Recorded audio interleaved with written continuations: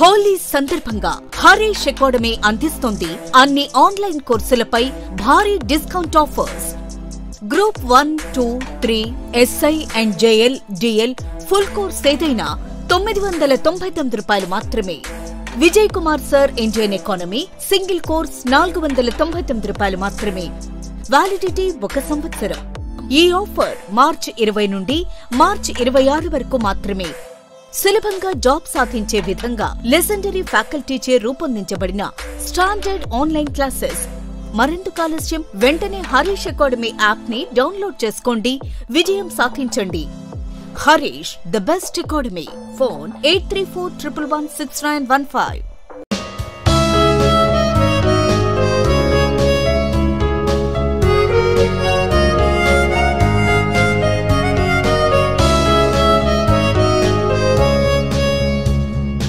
Harish, the best academy.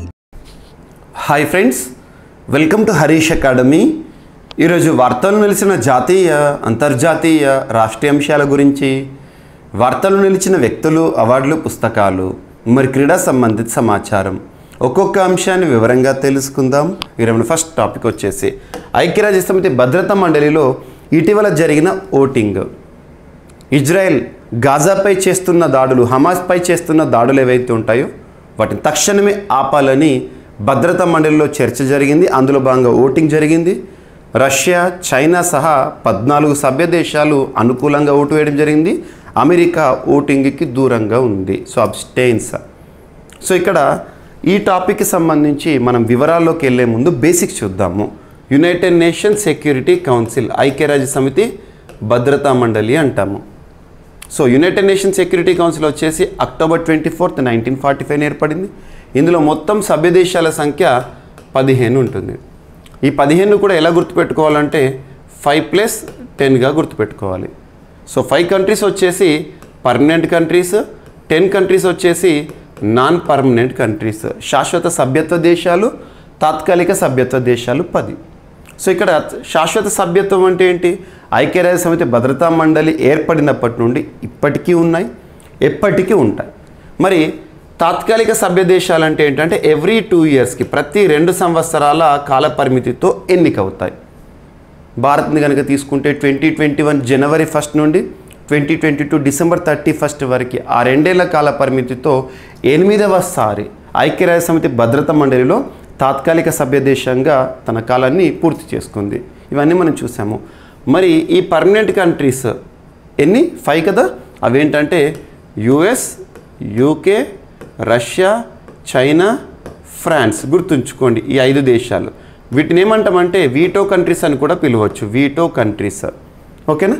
So ఇక్కడ ఎలా ఉంటుందంటే ఐక్యరాజ్య సమితి భద్రతా మండలిలో ప్రస్తుతం ప్రపంచంలో ఏదైనా యుద్ధ పరిస్థితులు కానీ, దాడులు కానీ జరిగినప్పుడు అక్కడ ఓటింగ్, చర్చ అనేది జరగడం సర్వసాధారణం. గతంలో రష్యా యుక్రెయిన్పై చేసిన దాడి విషయంలో ఓటింగ్ జరగడము, భారత్ అబ్స్టెయిన్స్ అనే అంశము, ఇవన్నీ మనం చూసాము. సో ఇక్కడ ప్రస్తుతం ఇజ్రాయెల్ గాజాపై చేస్తున్న దాడులు ఏవైతే ఉంటాయో ఆ దాడులకు ఆపాలి, ఎండ్ కార్డు వేయాలి. ఈ పవిత్ర రంజాన్ సమయంలో ఈ దాడులను ముగించాలని చెప్పేసి ఇటీవల భద్రతా మండలిలో 10 తాత్కాలిక సభ్య దేశాలు ఏవైతే ఉంటాయో వారు ఒక తీర్మానాన్ని ప్రవేశపెట్టారు. దీనికి 14 దేశాలు మద్దతు ఇచ్చాయి, ఎస్ ఆపాల్సిందే అని. అమెరికా మాత్రం వివిధ కారణాల వల్ల అబ్స్టెయిన్స్ అంటే ఏంటంటే కీపింగ్ అవే ఫ్రమ్ ఓటింగ్ వేయకుండా దూరంగా ఉంది. సో ఇక్కడ ఈ వీటో కంట్రీస్ అంటే ఏంటంటే ఏదైనా ఒక తీర్మానము ఐక్యరాజ్య సమితి భద్రతా మండలిలో కనుక చర్చకు వచ్చింది అంటే అన్ని దేశాలు ఒకవైపు ఉండి, అంటే మొత్తం 15 దేశాలు ఉంటాయి కదా భద్రతా మండలిలో, 15లో 14 దేశాలు ఒకవైపున అనుకూలంగా ఓటు వేసి ఒకే ఒక దేశం, ఈ 5 దేశాల్లో ఏ దేశం ఏదైనా సరే, ఈ 5ఇంట్లో ఒక దేశము వీటో పవర్ని గనక వినియోగించింది అనుకోండి, ఆ తీర్మానం మొత్తం కూడా వీగిపోయినట్లే. అంతటి పవర్ఫుల్ ఓటింగ్ ఈ 5 దేశాలకు ఉంటుంది. వీటిని వీటో కంట్రీస్ అంటారు. శాశ్వత సభ్యత్వ దేశాలకు ఉంటుంది. ఈ శాశ్వత సభ్యత్వం కోరుకుంటోంది ఇండియా. ఇప్పుడు కాదు, చాలా ఏళ్ళ నుండి డిమాండ్ ఉంది. అందులో భాగంగా G4 కూటమి కూడా ఏర్పడింది. ఇటీవల రష్యా భారత్కి శాశ్వత సభ్యత్వ దేశంగా పొందడానికి మా వంతు మద్దతు ఉంటుందని చెప్పారు. బ్రెజిల్ G20కి అధ్యక్ష బాధ్యతలు నిర్వర్తిస్తున్న బ్రెజిల్ అదే స్టేట్మెంట్ ఇచ్చారు. సో ఇవన్నీ మనం చూస్తున్నాం. సో ఇక్కడ ఇది టాపిక్ చూడండి. గాజాలో తక్షణమే కాల్పుల విరమణ. ఐక్యరాజ్య సమితి భద్రతా మండలి తీర్మానం అనుకూలంగా ఓటేసిన రష్యా, చైనా సహా 14 దేశాలు ఓటింగ్లో పాల్గొనని అమెరికా. సో ఇజ్రాయెల్ హమాయస్ మధ్య వివాదం మొదలైన 5 నెలల విరామం తర్వాత దాదాపు సోమవారం కీలక పరిణామం చోటు చేసుకుంది. నిన్నటి రోజున మార్చి 25 రోజున ప్రస్తుత రంజాన్ మాసంలో గాజాలో తక్షణమే కాల్పుల విరమణ అమలు చేయాలని సంబంధిత వర్గాలను కోరుతూ భద్రతా మండలి తీర్మానాన్ని ఆమోదించింది. గుర్తుంచుకోండి, 15 సభ్య దేశాలతో కూడిన మండలిలోని 10 తాత్కాలిక సభ్య దేశాలు ఏవైతే ఉంటాయో ఈ తీర్మానాన్ని ప్రవేశపెట్టాయి. గుర్తుపెట్టుకోండి, ఓకేనా. ఇప్పటివరకు భద్రతా మండలిలో భారత్ ఎన్నిసార్లు తాత్కాలిక సభ్య దేశంగా ఎన్నికైందంటే 8 సార్లు. మరి చివరిసారి ఎప్పుడంటే 2021, 2022 కాలానికి గాను. ఆ సమయంలోనే కౌంటర్ టెర్రరిజం కమిటీకి సంబంధించి, తాలిబాన్ శాంక్షన్స్ కమిటీకి సంబంధించి, లిబియా శాంక్షన్స్ కమిటీకి సంబంధించి భారత్ అధ్యక్ష బాధ్యతలు నిర్వర్తించింది. ఇవన్నీ గుర్తుపెట్టుకోండి, ఓకేనా. అండ్ నెక్స్ట్, అరుణాచల్ ప్రదేశ్ మాదే అనే వాదనను మరొకసారి చైనా తెరపైకి తీసుకొచ్చింది. లాస్ట్ 2 days బ్యాక్ అమెరికా భారత్కి మద్దతుగా బాసటగా నిలిచింది. అరుణాచల్ ప్రదేశ్ అనేది ఇప్పటికీ భారత భూభాగంలో భాగమే అని అమెరికా కూడా వ్యాఖ్యలు చేసింది. ఈ పరిస్థితుల్లో చైనా మరొకసారి ఏం చేశారంటే, అరుణాచల్ ప్రదేశ్ ఎప్పటికీ ముమ్మాటికి మా భౌగోళిక ప్రాంతంలోనే ఒక భాగము. 1987లో అరుణాచల్ ప్రదేశ్ ప్రాంతాన్ని అసలు మా 2 దేశాల మధ్య సరిహద్దు అనేది, ఆ వివాదం అనేది పూర్తి కాకముందే అరుణాచల్ ప్రదేశ్ రాష్ట్రాన్ని వాళ్ళ భూభాగంలో గుర్తించారని చెప్పేసి చైనా వాదిస్తుంది. సో గుర్తుపెట్టుకోండి, కొన్ని ప్రాంతాలు ఇంపార్టెంట్. వివిధ దేశాల మధ్య వివాదాస్పద ప్రాంతాలు ఏవైతే ఉంటే వాటిపైన ఎగ్జామినేషన్లో క్వశ్చన్ రావచ్చు. అలా అరుణాచల్ ప్రదేశ్ రీసెంట్గా చాలాసార్లు వార్తల్లోకి వస్తూనే ఉంది. రీసెంట్గా మళ్ళీ సేలా టన్నెల్, భారత ప్రధాని నరేంద్ర మోదీ గారు రీసెంట్గా సేలా టన్నెల్ని ఇనాగ్రేట్ చేయడము, అరుణాచల్ ప్రదేశ్ ప్రాంతంలో అది చాలా కీలక పాత్ర పోషించడము, ఇవన్నీ కూడా బార్డర్ రోడ్స్ ఆర్గనైజేషన్ వారు నిర్మించారని చెప్పాను కదా. సో ఈ పరిస్థితుల్లో చైనా మరొకసారి తన దుందుడుకు వైఖరిని ప్రదర్శిస్తోంది. అరుణాచల్ ప్రదేశ్ మాదే అని చెప్తూ ఇండో సైనో బార్డర్ అక్కడ కాల్పుల విరమణ ఒప్పందం ఉంది, 1962లో వచ్చింది. ఇవన్నీ కూడా మనం తరచూ రిపీట్గా చూస్తున్నాం. సో అండ్ ఇంకొకటి, చైనా తన చుట్టుపక్కల ప్రాంతాల్లోని దేశాలకు సరిహద్దు సమస్యను సృష్టిస్తూ ఉంటుంది. Salami slicing, inch by inch encroachment చేస్తూనే ఉంటుంది. ఇవన్నీ గుర్తుపెట్టుకోండి, ఓకేనా. దక్షిణ చైనా సముద్రం మొత్తం కూడా మాదే అని చెప్తుంది చైనా. అండ్ అరుణాచల్ ప్రదేశ్పై తన మొండి వాదనను చైనా కొనసాగిస్తూనే ఉంది. వాటిని అసంబద్ధం, హాస్యాస్పదమని భారత్ కొట్టిపారేసినప్పటికీ డ్రాగన్ మాత్రం నోరు మూయడం లేదు. ఇటీవల సింగపూర్ పర్యటనలో భారత విదేశాంగ శాఖ మంత్రి జయశంకర్ ధీటుగా సమాధానము ఇవ్వడం జరిగింది. అరుణాచల్ ప్రదేశ్ తమ భూభాగమని డ్రాగన్ మరొకసారి వాదించింది. భారత్ చైనాల మధ్య సరిహద్దు వివాదం ఎన్నడూ కూడా పరిష్కారం కాలేదంట చైనా వాదనేది. అది ఎప్పుడూ చైనాలో భాగమే అరుణాచల్ ప్రదేశ్ అనేది. ఆ ప్రాంతంలో చైనా పరిపాలన కూడా కొనసాగేదట. 1987లో భారత్ ఆ ప్రాంతాన్ని ఆక్రమించుకొని అరుణాచల్ ప్రదేశ్ని రూపొందించుకుందంట. సో ఇది చైనా వాదన. రీసెంట్గా అమెరికా రాయబారి భారత్లో ఎరిక్ గార్సెట్టి కార్ కానివ్వండి, వీరందరూ కూడా చెప్తున్నారు Arunachal Pradesh integral part of India అని చెప్పేసి. పపువా న్యూగినియాలో భూకంపం, జస్ట్ ఈ సెంటెన్స్ హెడ్డింగ్ చూడండి చాలు. ఎందుకంటే ఇటీవల ముగిసిన APPSC ఎగ్జామినేషన్లో ఆయిల్ స్పిల్ కారణంగా ఇటీవల ఎమర్జెన్సీని ప్రకటించిన దేశం ఏదని ఇటువంటి తరహా క్వశ్చన్స్ అడుగుతున్నారు. ఎన్వైర్న్మెంట్ రిలేటెడ్గా కానివ్వండి, డిజాస్టర్ మేనేజ్మెంట్ రిలేటెడ్గా కానివ్వండి. సో ఇప్పుడు గుర్తుంచుకోండి, పపువా న్యూగినియాలో భూకంపం అనేది సంభవించింది, సీస్మిక్ వేవ్స్. సో దాని కారణంగా ప్రభుత్వం అప్రమత్తమైంది, చర్యలు తీసుకుంటోంది. సో పశ్చిమ పపువా న్యూగినియాలో మార్చ్ 25 రోజున భూకంపం సంభవించింది. రిక్టర్ స్కేల్పై 6.9గా నమోదైందంట. గుర్తుపెట్టుకోండి. ఎస్. అండ్ నెక్స్ట్, ప్రపంచంలోనే అత్యంత తేలికపాటి హ్యాండ్ బ్యాగ్.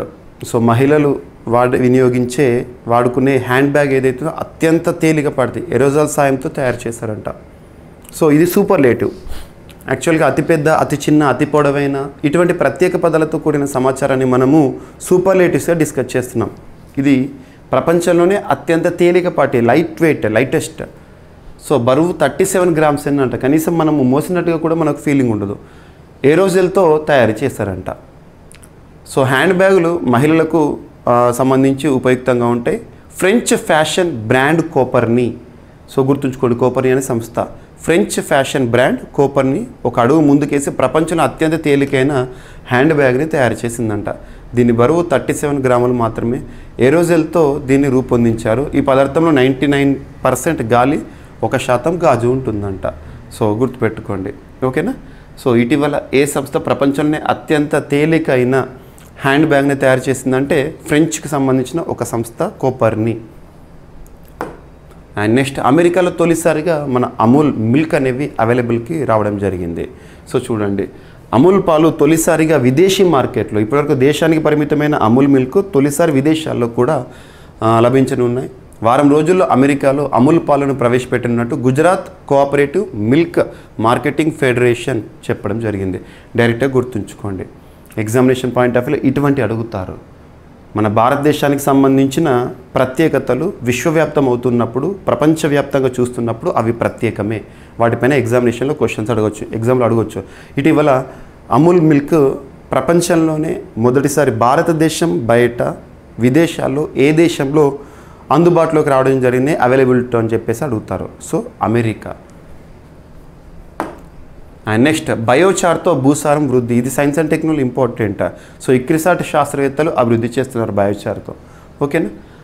పంట వ్యర్థాలను వినియోగంలోకి తీసుకొచ్చేందుకు ఇక్రిసాట్ కృషి చేస్తున్నది. అందులో భాగంగా వాటితో సహజ సిద్ధమైన ఎరువు బయోచార్ను తయారు చేసి భూసారాన్ని పెంపొందించే విధానాన్ని అభివృద్ధి చేసింది. పంట వ్యర్థాలను బహిరంగంగా దహనం చేయడానికి బదులుగా వాటిని ప్రత్యేకంగా ఉష్ణోగ్రత వద్ద భూమి లోపలే కాల్చడం వల్ల వచ్చే పదార్థాలు ఏవైతే ఉంటే వాటిని బయోచార్ అని పిలుస్తారంట. ఈ విధానంతో భూసారం పెరగడంతో పాటు పంట వ్యర్థాలు, నీటి కాలుష్యం గణనీయంగా తగ్గిపోతాయని శాస్త్రవేత్తలు భావిస్తున్నారు. గుర్తుంచుకోండి. అండ్ కక్షలో శకలాలను మిగల్చని పిఎస్ఎల్వి. ఇటీవల జరిగిన ఒక విజయవంతమైన ప్రయోగం అద్భుతం. పిఎస్ఎల్వితో ఇస్రో చేసిన ప్రయోగం. సో భారత అంతరిక్ష పరిశోధనా సంస్థ ఇస్రో సాధిస్తున్న ఘనతలు అద్భుతం, అమోఘం. వాటన్నిటిని చూడండి. ముఖ్యంగా 2023, 2024లో ఇప్పటివరకు జరిగిన ఇస్రో చేసిన ప్రయోగాలన్నీ important.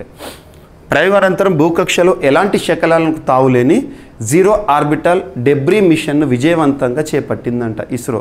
So zero orbital debris మిషన్ని ఇటీవల విజయవంతంగా ఇస్రో చేపట్టింది. పిఎస్ఎల్వి ఆర్బిటర్ ఎక్స్పెరిమెంటల్ మాడ్యూల్ 3 ఈ నెల 21న భూవాతంలోకి ప్రవేశించి మండిపోవడం జరిగింది. ఫలితంగా ఆ రాకెట్ ప్రయోగం వల్ల కక్షలో ఎలాంటి శకలాలు లేవు. రానున్న రోజులు మనం చూస్తాము స్పేస్ డెబ్రిస్ని చూస్తాము, స్పేస్ జంక్, అంతరిక్ష చెత్త, అటువంటి వాటన్నిటికీ కూడా అడ్డుకట్ట వేసే ప్రయత్నాలు ఇవన్నీ కూడా గుర్తుపెట్టుకోండి, ఓకేనా. అండ్ నెక్స్ట్, ఈ గేమింగ్ కట్టడిపై కేంద్రం కసరత్తు చేయబోతుంది.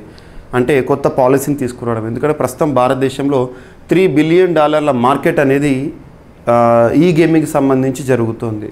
సో చూడండి, దేశీయంగా ఆన్లైన్ గేమింగ్ రంగాన్ని కట్టడి చేసేందుకు స్వతంత్ర నియంత్రణ సంస్థను ఏర్పాటు చేయడంపై కేంద్ర ఎలక్ట్రానిక్స్ సమాచార మంత్రిత్వ శాఖ కసరత్తు చేస్తోంది. ఇందులో భాగంగా నేషనల్ లా యూనివర్సిటీ, ఈ గేమింగ్ ఫెడరేషన్ కలిసి పరిశ్రమ వర్గాలతో సంప్రదింపులు జరుపుతున్నాయి. సో ఈ గేమింగ్ అడ్డుకట్ట వేయడానికి, ఈ గేమింగ్ కట్టడి కోసము సో ప్రత్యేకంగా ఒక పాలసీని కూడా రూపొందిస్తామని చెప్పేసి చెప్పడం జరిగింది. ప్రస్తుతం భారత గేమింగ్ మార్కెట్ దాదాపు ఈ గేమింగ్ మార్కెట్ $3 బిలియన్ స్థాయిలో ఉందంట. ఇందులో 80% వాటా రియల్ మనీ ప్లాట్ఫామ్లదే ఉంటుందంట. అమెరికా, బ్రెజిల్ని కూడా దాటేసి భారత్ ప్రపంచంలో అతిపెద్ద గేమింగ్ మార్కెట్గా అవతరిస్తుందంట. గుర్తుపెట్టుకోండి. అండ్ వార్తల్లో వ్యక్తుల విషయానికి వస్తే, ఇటీవల ఐర్లాండ్ దేశానికి సంబంధించి భారత సంతతి ప్రధానిగా విధులు నిర్వర్తిస్తున్న వ్యక్తి రాజీనామా అనే అంశాన్ని మనం లాస్ట్ 3 డేస్ బ్యాక్ చూసాం. ఈరోజు ఐర్లాండ్ దేశానికి నూతన ప్రధానిగా హారిస్ గారు రావడం జరిగింది. చూడండి, ఐర్లాండ్ ప్రధానిగా అత్యంత పిన్న వయస్కుడైన సిమోన్ హారిస్ బాధ్యతలు చేపట్టారు. 37 years ఆఫ్ ఏజ్. భారత సంతతికి చెందిన ప్రధాని లియో వరాద్కర్ ఇటీవల రాజీనామా చేశారు. ఆయన క్యాబినెట్లో సిమోన్ ఉన్నత విద్యా మంత్రిగా ఉన్నారు. తను ఇప్పుడు ప్రధానిగా బాధ్యతలు తీసుకోవడం అనేది ఇంపార్టెన్స్ని సంతరించుకుంది. గుర్తుంచుకోండి, ఓకేనా. సో ఇవి ఫ్రెండ్స్ మనకి ఈరోజు వార్తలు ఇచ్చిన అంశాలు. ఒకసారి ర్యాపిడ్గా చూస్తే, గాజాలో తక్షణమే కాల్పుల విరమణ అనే అంశం వార్తల్లోకి వచ్చింది. అండ్ అరుణాచల్ ప్రదేశ్ మాదే అని చైనా మరొకసారి వారి వాదన వినిపిస్తోంది. పపువా న్యూగినియాలో భూకంపము అండ్ డిజాస్టర్ మేనేజ్మెంట్లో ఇంపార్టెంట్. ప్రపంచంలోనే అత్యంత తేలికపాటి hand bag superlative topic. And అమెరికాలో తొలిసారిగా అమూల్ పాలు అనే అంశం వార్తల్లోకి వచ్చింది. అండ్ బయోచార్తో భూసారం వృద్ధి చేసే ఒక అధునాతన పరిజ్ఞానంతో ఇక్రిసాట్. అండ్ కక్షలో శకలాలను మిగిల్చని పిఎస్ఎల్వి ఇస్రో చేసిన అద్భుతమైన ప్రయోగం విజయవంతం. అండ్ ఈ గేమింగ్ కట్టడిపై కేంద్రం కసరత్తు చేస్తోంది. అండ్ నెక్స్ట్ ఐర్లాండ్ ప్రధానిగా అతి చిన్న వయసుడైన సిమోన్ హ్యారిస్ పదవి బాధ్యతలు. సో ఇవి ఫ్రెండ్స్ ఈరోజు వార్తలు నిలిచిన అంశాలు. మిస్లేనియస్ అంశాలు ఏమైనా మిగిలిపోతే రేపటి క్లాస్లో జోడించి మరొకసారి నేర్చుకుందాం. రేపు కలుద్దాం. Thank you.